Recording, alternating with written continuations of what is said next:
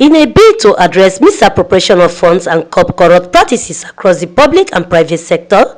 The Economic and Financial Crime Commission has called on the International Anti-Corruption Court to hold perpetrators accountable in order to recover the country's national assets. EFCC boss Abdulrasheed Bawa disclosed this at a one-day hybrid conference on International Anti-Corruption Court, themed Instituting International Anti-Corruption Court Issues, Challenges and Opportunities for Engagement in Abuja. He said corruption has gone transnational, hence the need to strengthen the country's national justice system for best practice. It is a one-day dialogue organized by the Human and Environmental Development Agency. They are concerned about how looted funds can be recovered, as well as identifying the loopholes of corrupt practices, either in person or in an agency. Speaking at the event, the EFCC boss Abdulrasheed Bawa, represented by Chinwe Ndubweze, noted that the only way to curb grand corruption is by boosting the operations of the International Anti-Corruption Courts, thus appealing to leaders to enable political will in order to guarantee the enhancement of extant criminal legislation so as to discourage its continuous practice.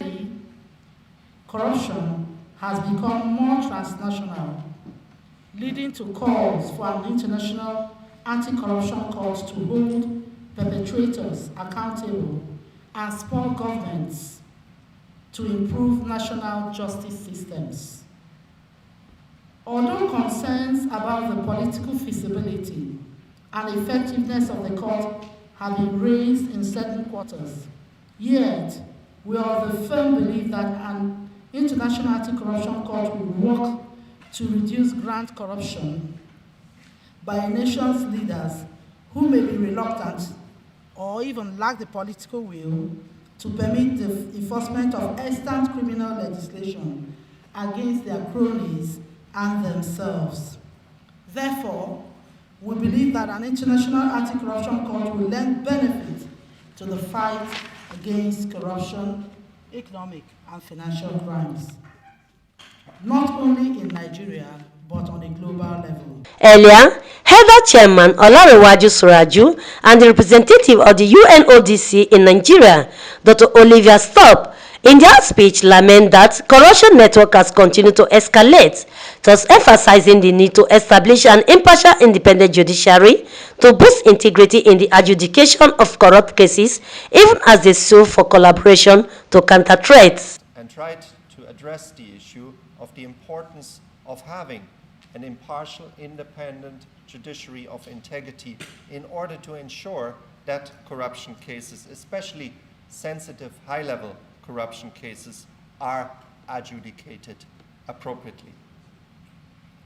For that purpose, it has established Article 11 and has emphasized that all countries, members to the Convention, states parties to the Convention, should ensure that their judiciaries enjoy the necessary independence, impartiality, and integrity to be able to deliver upon that objective, that aspiration of independent adjudication of corruption cases. Meanwhile, the guest lecturer and the executive director of Global Governance Forum, Augusto Lopez-Claros, noted that corruption is the bedrock of impunity.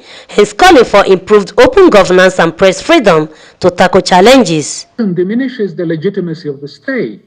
It certainly undermines democracy as a result of that. Corruption is a betrayal of trust, so it reduces the moral stature of the bureaucracy in the eyes of the population. And where such a stature is undermined, then the government will have less credibility to persuade the population, the business community, to pay their taxes and so on. And of course, as you well know, corruption leads to crime at the local and maybe global level. Corruption breeds corruption. There is no question about that. It leads to the creation of mafias, to organized criminal groups who use their financial power to infiltrate legal businesses, to intimidate, and to create a climate of fear and uncertainty. Many are of the opinion that building a stronger legislature will enhance the appropriate dispensation of justice, particularly in corrupt cases in the country. Vincent Okushi, QTV News, Abuja.